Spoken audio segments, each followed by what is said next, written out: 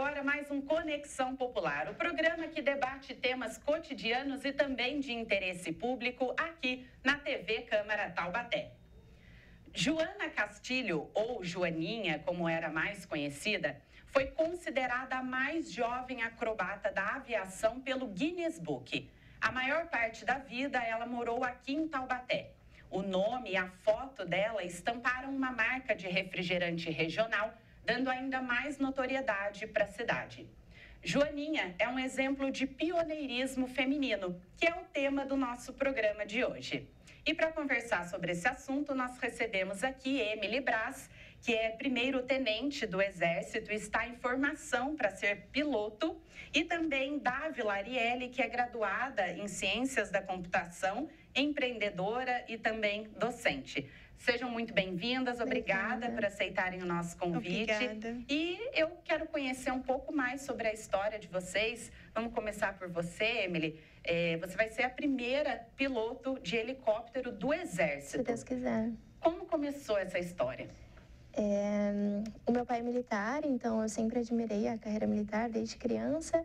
E logo que eu soube da oportunidade de prestar o concurso para a SpaceX, eu me inscrevi e, graças a Deus, consegui a aprovação. E em 2017 eu já estava na SpaceX e eu tive contato com a aviação do Exército. Admirei bastante também, foi algo que encheu os meus olhos. E no terceiro ano da AMAN, que é o quarto ano de formação, eu fui comandante de uma missão de suprimento aéreo e o piloto da missão perguntou quem que queria vir para a aviação. Aí eu levantei a mão e no outro dia ele entregou para o meu comandante de companhia, que é gerente de aviação, uma bolacha, um distintivo, para ele me entregar e eu devolver na aviação. Aí desde então eu fiz o possível para ter a oportunidade de vir aqui e fazer o curso. E como tem sido? Quem são as pessoas que dividem essa sala de aula com você? Na minha turma tem mais 11 militares do Exército e mais 2 da Marinha. Aí a gente faz o curso, estamos na fase teórica e a fase prática começa em maio. Aí o curso vai até abril de 2025.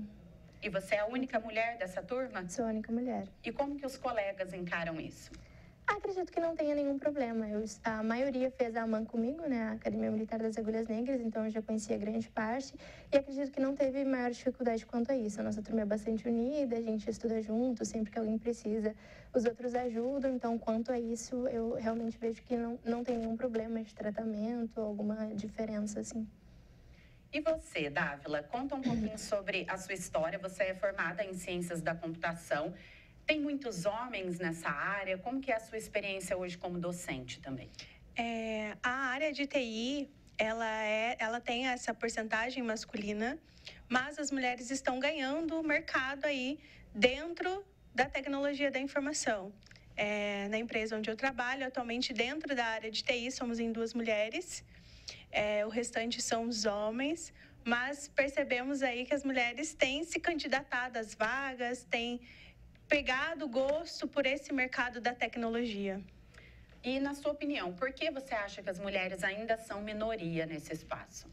Na área da programação, as mulheres têm uma minoria, mas têm aí entrado, porém, acho uma dificuldade em relação às linguagens de programação que tem.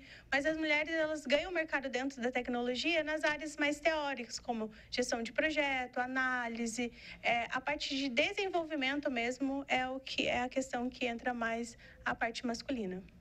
E você também é empreendedora, né? Em qual área e como que isso começou na sua vida? Sou empreendedora na área de vendas, mas também na área da programação infantil. Dando aula para as crianças mesmo. E nessa área de vendas de cosméticos, de produtos em afins.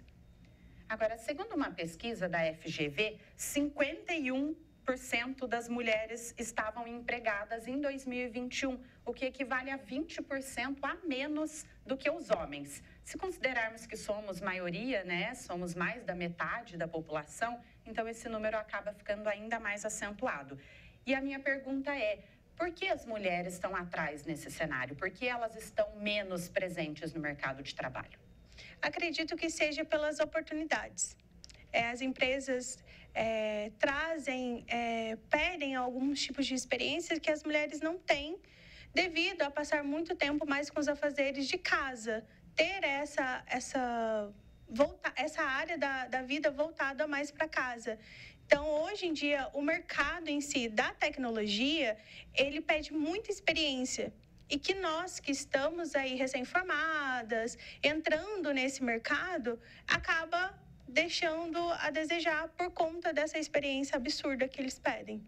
Então, as mulheres acabam indo para outras áreas. Por isso, essa área da gestão que eu comentei, que as mulheres estão entrando, porque a programação ela pede muita experiência. Emily, compartilhe um pouco para a gente da sua experiência dentro do Exército. O número de mulheres também é muito menor do que o número de homens, né? Por que você acha que isso acontece? Acredito que a inclusão das mulheres é muito recente, né? Por isso que a gente ainda não conseguiu ocupar todos os espaços, mas aos poucos isso vem melhorando bastante. Já tem mulheres paraquedistas, já tem mulheres Guerra na Selva, saiu um ano passado, né? Foi formada. Já tem mulheres ocupando mais esses espaços que antes não eram ocupados, justamente pelo Exército ter aberto as portas para que a gente possa fazer os cursos, possa fazer as mesmas funções que os homens também executam. Acredito que esse panorama está mudando gradativamente, né? Tem mulheres em missões de paz, então esse cenário vem melhorando. Qual é a expectativa para você trabalhar depois que você já estiver formada aí nesse curso para ser pilota? O nosso curso, o fim dele é ser piloto de combate. Então, agora a gente está fazendo o curso de piloto de aeronaves, futuramente vou fazer o curso de piloto de combate para realmente habilitar a gente em missões de combate. Então, o piloto, a aviação do Exército tem em 4 cidades, só que é Taubaté, Belém, Manaus e Campo Grande. Então, depois que o curso acabar, eu vou ser transferida para alguma dessas cidades e vou atuar, fazer missões de aviação, de aeronavegante, o que precisar ser feito. Nós temos alguns VTs de mulheres que foram pioneiras. Então, eu vou pedir para a nossa produção colocar o primeiro VT, por favor. Se você está assistindo este programa em um celular ou notebook, saiba que isso só foi possível graças à atriz hollywoodiana Hedy Lamarr. Além de ser uma estrela do cinema, foi quem inventou e patenteou um método de transmissão de sinais de rádio que permitiu o surgimento do Wi-Fi. A gente estava falando sobre empreendedorismo e uma pesquisa do DIEESE, que é o Departamento de Estatística e Estudos Socioeconômicos, aponta que cerca de 40% das mulheres estão em postos de trabalho informais. E aí eu pergunto, o empreendedorismo é realmente um desejo dessa mulher, é uma vontade ou é uma necessidade? O empreendedorismo, atualmente, tem as duas fases. Uma porque a mulher, ela realmente quer, ela deseja seguir nessa área, ela se descobre trabalhando para ela mesma e tem essa questão da necessidade por falta de oportunidade no mercado de trabalho. Eu acho que tem essas duas vertentes aí. E quando a mulher se descobre que ela tem esse potencial para entrar no empreendedorismo, empreender, ter sua empresa e ganhar dinheiro, ela realmente se realiza aí, não dependendo dentro do CLT. Dentro da área da tecnologia, que é a que você tem mais domínio e conhece mais, existe esse campo para empreendedorismo? Sim, existe uma empresa, ela é indiana, onde ela contrata somente professoras mulheres. Só existem mulheres. Dentro da parte de suporte, claro, tem outras, né? Tem a parte masculina, mas praticamente 90% da empresa é feminina. E quais são as principais diferenças de uma empresa que contrata mulheres, por exemplo? Eu acho que ela vem com esse lado mais comunicativo, ela tem esse lado mais humano do que quando uma empresa ela é praticamente quase 100% masculina aí. Eu acho que vem esse conforto aí e mais uma segurança também, visto a realidade que temos hoje em dia. Emily, no Exército, você tem superiores que são mulheres?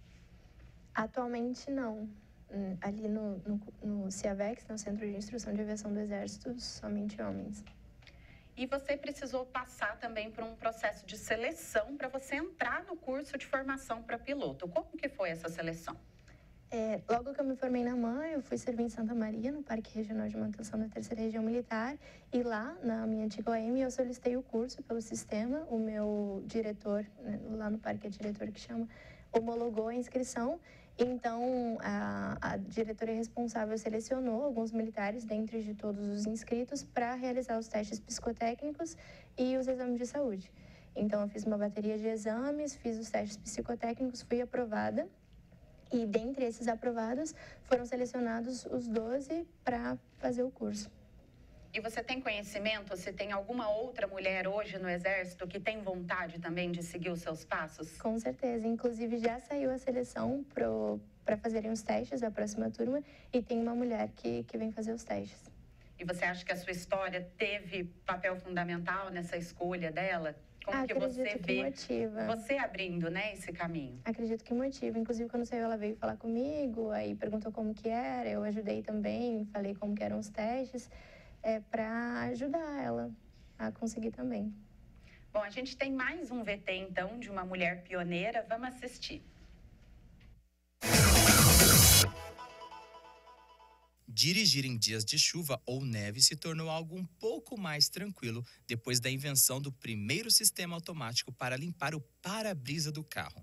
A invenção da americana Mary Anderson foi registrada em 1903 e permitia que o vidro fosse limpo por lâminas que eram ativadas dentro do veículo.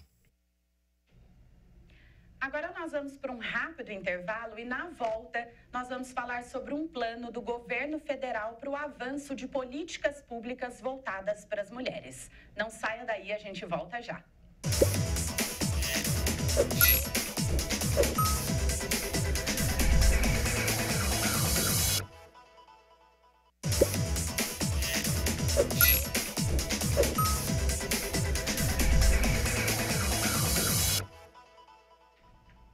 Olá, estamos de volta com o programa Conexão Popular e hoje falando sobre pioneirismo feminino. Nós estamos com Emily Braz, que é tenente do Exército, está em formação para ser primeira piloto do Exército, e também com a Dávila Ariely, que é graduada em Ciências da Computação, docente e também empreendedora. Eu vou pedir para a nossa produção colocar o nosso próximo VT com um exemplo de pioneirismo feminino.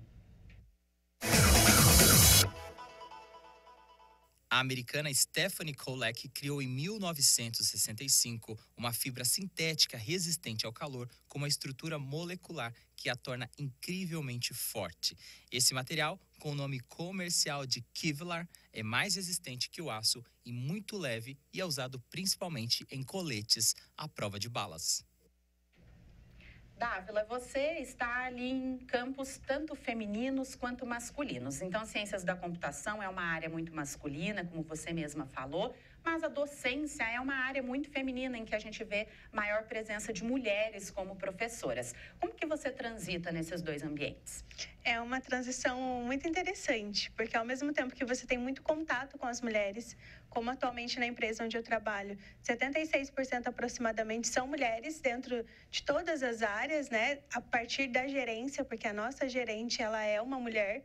E os homens, trabalhar com os meninos lá dentro tem esses dois lados, né? Tem o lado mais feminino, um lado mais delicado, um lado mais comunicativo e um lado dos homens que são mais na deles, são mais, como se diz, mais quietos. Então, a gente tem esses dois lados que é muito interessante. Tem um compartilhamento de informações muito, como se diz, muito interativo ao mesmo tempo, mas também muito rico em informações.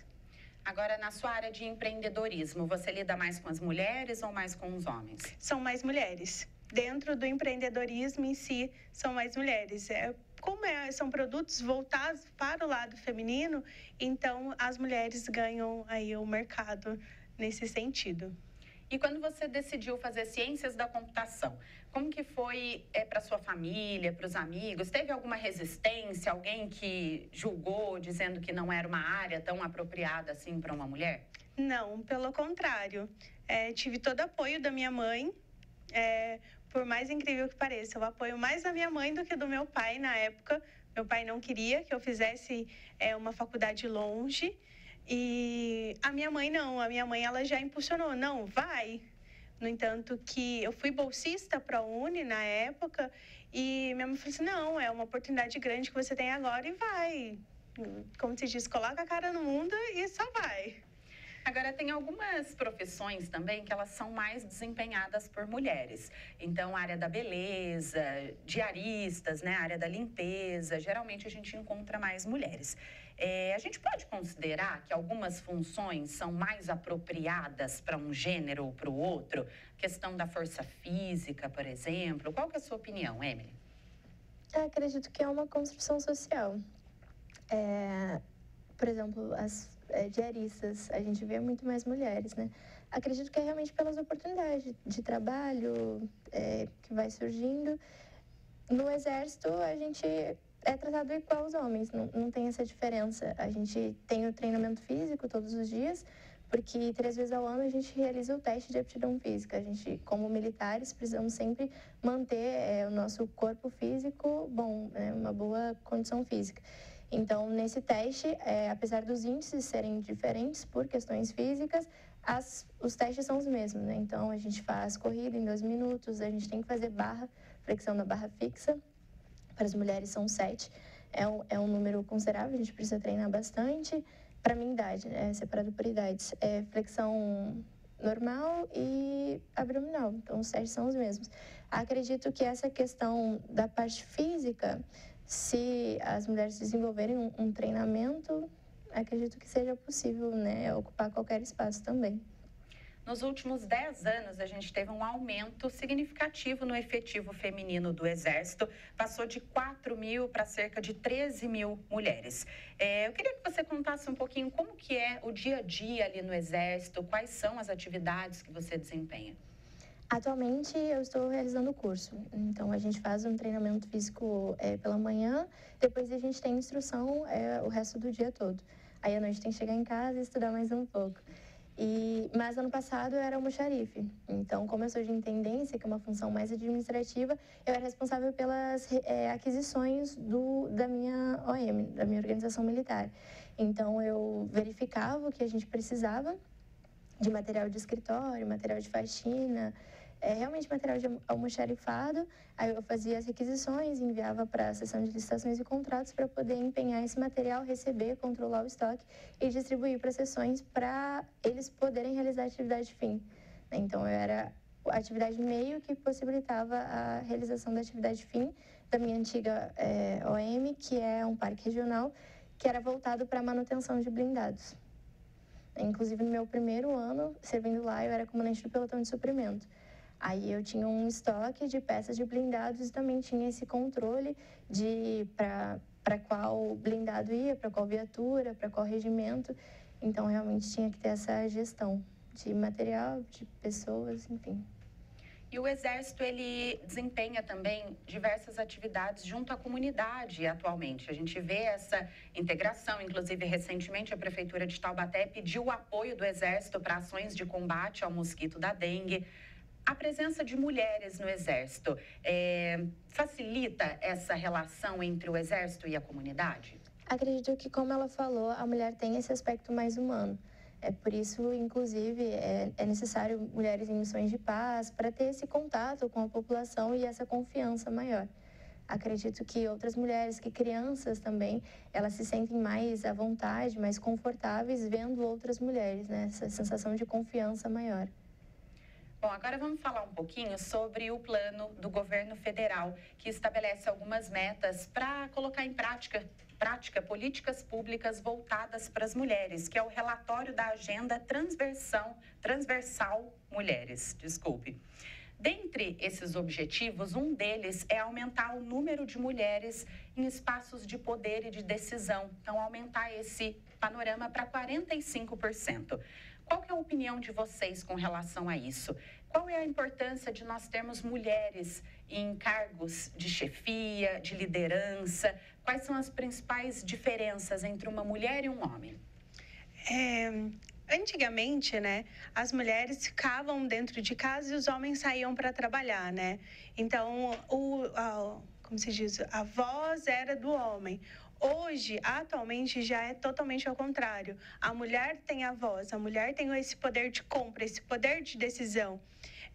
E ter uma mulher num comando, numa gestão ou em algo relacional, ela é muito importante por conta dessa humanização, por ser mais decisiva. É isso que eu quero, é isso que eu vou fazer. Então, a mulher, ela tem mais esse poder de decisão do que o lado masculino. Bom, agora nós vamos assistir mais um VT sobre um exemplo de um pioneirismo feminino. Por mais modernos que pareçam, os grandes computadores de bancos usam uma linguagem chamada COBOL, criada especialmente para fins comerciais. Sua inventora foi Grace Hopper, matemática americana que também cunhou o termo bug para descrever um problema no sistema de um computador devido a uma mariposa encontrada dentro do computador Mark I. Dávila, você falou do poder de compra e de decisão das mulheres e eu quero trazer alguns números aqui. Apesar da disparidade de renda entre as mulheres e o homem ainda estar entre 10%, mas 49% das mulheres são chefes das suas famílias. E 96% dessas mulheres são responsáveis pela decisão mesmo de compra dentro dos seus lares. O que faz com que essa disparidade fique ainda maior. Você acha que essa questão, essa disparidade salarial entre as mulheres, que também é um dos objetivos desse plano de metas do governo federal, seja relevante para a nossa sociedade? A mulher, ela tem esse poder de compra, como você disse, dentro dos lares, e o que causa, né, porque muitas mulheres trabalham como CLT e também são empreendedoras. Como é o seu caso. Como é o meu caso, exatamente. Justamente por conta disso, por conta dessa diferença salarial que uma mulher tem no mercado de trabalho. E isso, para nós mulheres, é extremamente, assim, perceptível essa diferença. Então, por isso que a gente busca realmente uma renda extra. Por a gente ter esse poder de compra, por ter esse poder de decisão, o que a gente faz? Nos leva a empreender fora do mercado, sem ser, né, o CLT, e entrar nessa área do empreendedorismo. Outros objetivos desse relatório do governo federal é reforçar políticas de proteção e atenção às mulheres, buscando a equidade de direitos, autonomia financeira, isonomia salarial e redução da violência. Então, eu pergunto para vocês, de que forma que a gente, como sociedade, pode contribuir para que tudo isso aconteça? Empregando mulheres, dando apoio, sendo inspiração também para elas? Nesses 3 casos que você colocou, né, nesses 3 exemplos, cabe muito para nós. É trazer a oportunidade, é trazer a inspiração, porque dentro da área da tecnologia, por exemplo, eu como professora, dentro de uma escola, eu causo a inspiração para outras mulheres, para falar assim, nossa, eu posso, eu consigo. E eu acredito que seja o caso da Emily também, que é ver, conseguir trazer essa inspiração e falar assim, não, se ela conseguiu, eu consigo também. Eu posso chegar lá. Então, precisamos sim de mais oportunidades no mercado, precisamos trazer mulheres para nos inspirar, como é o caso, né, dos vídeos que foram passados, né, que trazem realmente essa inspiração para as mulheres. E para você, Emily, de que forma que a sua história pode inspirar outras mulheres? Eu espero que outras mulheres que também têm um sonho de pilotar uma aeronave possam ver que é possível, que possam se dedicar a estudar para passar no concurso da preparatória e que possam se preparar para ter a oportunidade de fazer o curso de piloto de aeronaves também e verem que é possível. Isso que ela falou é realmente importante, se ver representada, né? Ter essa inspiração de ver que é possível. E antes da gente encerrar, eu vou pedir para a nossa produção colocar mais um vídeo sobre um exemplo de pioneirismo feminino.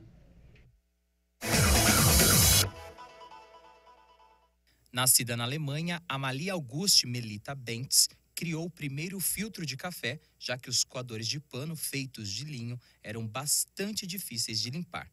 Melita usou um papel filtrante colocado dentro de um recipiente de latão que tinha um furo na parte inferior. Com o café feito mais rápido e sem resíduos do pó, a alemã foi a primeira a produzir o filtro de papel em série, obtendo a patente da invenção em junho de 1908. E com mais esse exemplo de pioneirismo feminino, nós encerramos o nosso programa hoje. Agradeço mais uma vez a presença de vocês e até uma próxima oportunidade. A gente que agradece, muito obrigada. Muito obrigada pelo convite, agradeço também a oportunidade. Esse foi o programa Conexão Popular sobre pioneirismo feminino. Eu agradeço a sua audiência e também a sua companhia. Até mais.